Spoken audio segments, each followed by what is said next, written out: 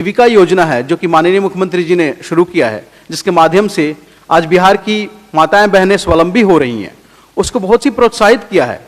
और इसके साथ साथ उन्होंने वर्ल्ड लीडर, ग्लोबल लीडर का उपाधि भी दिया था माननीय मुख्यमंत्री जी को। इस तरीके से माननीय मुख्यमंत्री श्री नीतीश कुमार जी ने 2005 से लेकर अभी तक जो व्यक्ति इस पूरे सामाजिक ढांचे के अंतिम पैदान पर खड़ा है, उसके उत्थान के लिए माननीय मुख्यमंत्री जी ने कैसे कदम उठाए हैं और किस तरीके से उनका उत्थान किया है।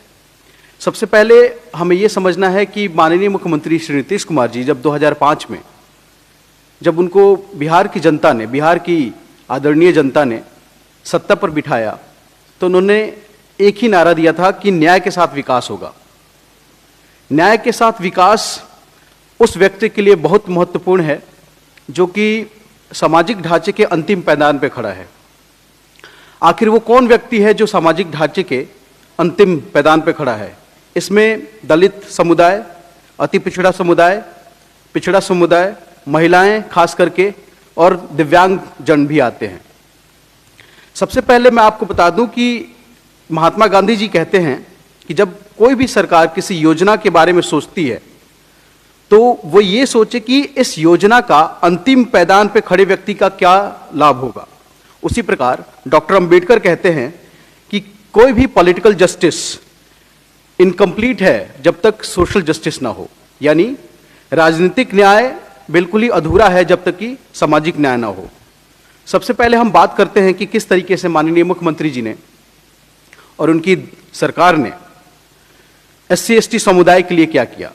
अगर आप देखें तो SC ST समुदाय में बच्चों को पढ़ने के लिए आवास योजना का प्रबंध किया। उसके बाद SC ST समुदाय के बच्चों को सिविल सेवा परीक्षा के लिए प्रोत्साहन राशि भी प्रदान की, यानी जो बच्चे प्रीलिम्स परीक्षा पास कर जाते हैं उनको प्रोत्साहन राशि दी जाती है ताकि वो मेंस की तैयारी कर पाएं।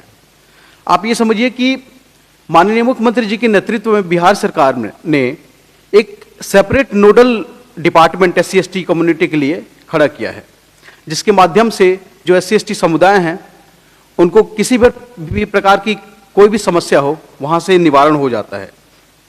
यही नहीं, प्री और पोस्ट मैट्रिक स्कॉलरशिप जो कि पहली कक्षा से लेकर ग्रेजुएशन तक दी जाती है SC ST समुदाय के बच्चों को।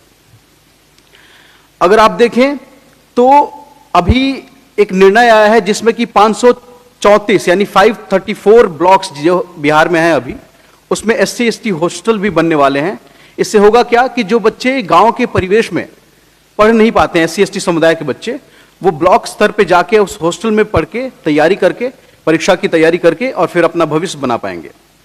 अब हम बात करते हैं कि माननीय मुख्यमंत्री श्री नीतीश कुमार जी ने EBC यानी अति पिछड़ा समुदाय के लिए क्या किया है।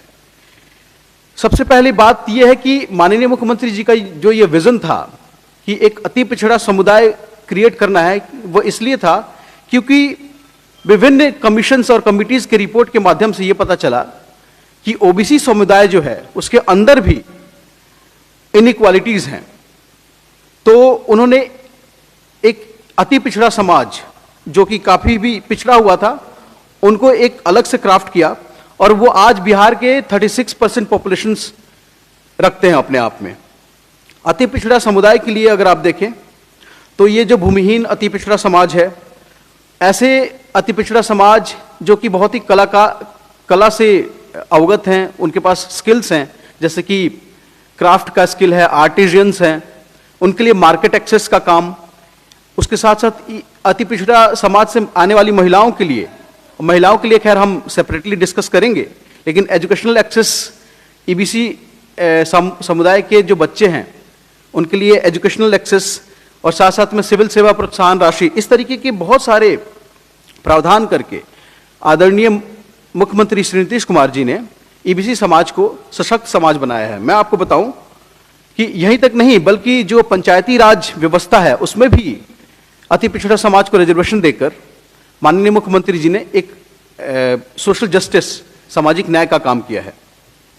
अब हम आ जाते हैं वुमेन के लिए माननीय मुख्यमंत्री जी ने क्या क्या काम किया है।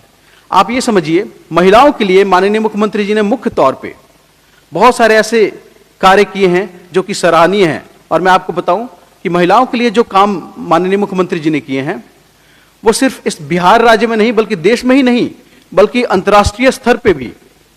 मैं आपको बताऊं कि वर्ल्ड बैंक ने भी एक रिपोर्ट निकाली थी, उसके माध्यम से जो जीविका योजना है जो कि माननीय मुख्यमंत्री जी ने शुरू किया है, जिसके माध्यम से आज बिहार की माताएं बहनें स्वावलंबी हो रही हैं, उसको बहुत ही प्रोत्साहित किया है। और इसके साथ साथ उन्होंने वर्ल्ड लीडर, ग्लोबल लीडर का उपाधि भी दिया था माननीय मुख्यमंत्री जी को। देखिए, वुमेन जो कैटेगरी है वो अपने आप में दोहरे पिछड़ेपन का शिकार है। जो ये वुमेन हैं जो कि एससी समुदाय से आती हैं, अति पिछड़ा समुदाय से आती हैं, पिछड़े समुदाय से आती हैं, वो इन कम्युनिटी का हिस्सा होने के बावजूद एक महिला हैं। और आपको पता है, हम सबको पता है कि किस तरीके से महिलाएं हमेशा ही, मतलब जब से आज़ादी के बाद से अभी तक, किस तरीके से महिलाएं, खैर अभी तो बहुत विकास हो चुका है बिहार में खास करके, लेकिन पहले जो स्थिति थी वो हम सबसे छुपा नहीं है, इसलिए वो दोहरे पिछड़ेपन का शिकार हैं। और इसलिए माननीय मुख्यमंत्री जी ने, जो कि किसी भी आबादी के 50% का हिस्सेदारी रखती हैं, उनके लिए बहुत सारे ऐसे काम किए हैं जिससे उनका आज वो स्वावलंबी हो चुके हैं। उसके बारे में कुछ जान लेते हैं हम। सबसे पहले तो सरकारी नौकरियों में 35% आरक्षण देकर माननीय मुख्यमंत्री जी ने जो काम किया है, उससे अगर आप देखें तो किसी भी बिहार के किसी भी विभाग में चले जाएं आप, वहां पे महिला कर्मचारी लगभग उतने ही अनुपात में दिखेंगे आपको जितने कि पुरुष कर्मचारी हैं। ये एक सोशल जस्टिस का सीधा साधा उदाहरण है और प्रोत्साहनीय उदाहरण है। साथ साथ में अगर आप देखें तो जो पंचायती राज व्यवस्था है उसमें माननीय मुख्यमंत्री श्री नीतीश कुमार जी ने 50% आरक्षण देकर महिलाओं को जो काम किया है, वो आप समझिए कि ये सबसे पहली बार हुआ था अपने देश में। और इसके बाद हमारा स्टेट लीडर बन गया था इस तरीके से इंक्लूसिव डेवलपमेंट, समावेशी विकास करने के मामले में, न्याय करने के मामले में हमारा जो स्टेट है वो लीडर स्टेट बन गया था। और इसको फर्दर बाकी के स्टेट्स ने फॉलो किया।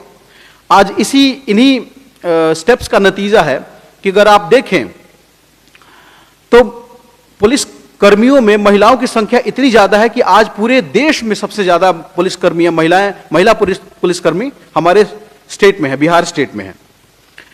माननीय मुख्यमंत्री जी ने महिलाओं के लिए जो काम किया है ना, वो बिल्कुल जन्म से लेके ग्रेजुएशन तक, जब तक नौकरी नहीं लग जाती किसी भी महिला की, जब तक वो स्वावलंबी नहीं हो जाती, इस तरीके की योजना है। उसके कुछ उदाहरण हैं, हम सबको पता है, जैसे कि पोशाक योजना, साइकिल योजना।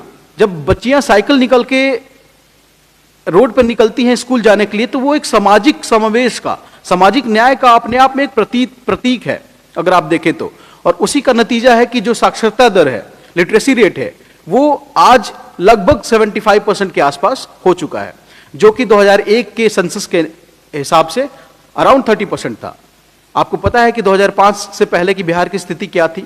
और जब माननीय मुख्यमंत्री जी ने अपने हाथ में बिहार की सत्ता संभाली, उसके बाद जिस तरीके से उन्होंने अग्रसर किया बिहार को, लगातार काम करते रहे, उससे ये समझ में आता है कि बिहार के लिए कोई दूसरा विकल्प है ही नहीं हमारे पास। अगर आप देखें तो सबसे बड़ा कदम जिसकी मैं बात कर रहा था आपके साथ, जीविका योजना, ये एक सेल्फ हेल्प ग्रुप है। इसमें होता क्या है कि महिलाएं आपस में आके एक समूह बना के अपना कोई काम शुरू करती हैं। और इसके लिए बिहार सरकार, यानी जब से माननीय मुख्यमंत्री जी सत्ता में आए हैं, उन्होंने एक प्रोत्साहन राशि देकर उनको शुरू किया है। और अभी फिलहाल में अगर आपको बता दूं कि 25 लाख महिलाओं को 10-10 हजार रुपए अभी तक मिल चुके हैं, जिसके माध्यम से ये सेल्फ हेल्प ग्रुप की जो दीदियां हैं, जीविका दीदियां, वो विभिन्न प्रकार के अपने छोटे छोटे उपाय रोजगार कर रही हैं, जिससे वो स्वावलंबी हो रही हैं। इकोनॉमिक इंडिपेंडेंस होते ही सोशल जस्टिस अपने आप सामने आ जाता है। इकोनॉमिक इंडिपेंडेंस सोशल जस्टिस और पॉलिटिकल जस्टिस का एक बेस माना जा सकता है। तो जिस तरीके से जीविका योजना के माध्यम से जीविका दीदियां घर से बाहर निकल के काम कर रही हैं, अपना रोजगार शुरू कर रही हैं, वो बहुत ही सराहनीय है। और मैं आपको बता दूं, जैसे ये पीरियड खत्म हो जाएगा, उसके बाद जो 2 लाख रुपए 2 लाख तक की राशि देने का वादा है, वो भी धीरे धीरे पूरा होने वाला है। अगर आपको बता दूं, वुमेन सेफ्टी और लॉ एंड ऑर्डर की जो स्थिति है आज बिहार में, वो पूरे बिहार में मतलब अप्रिशिएबल है।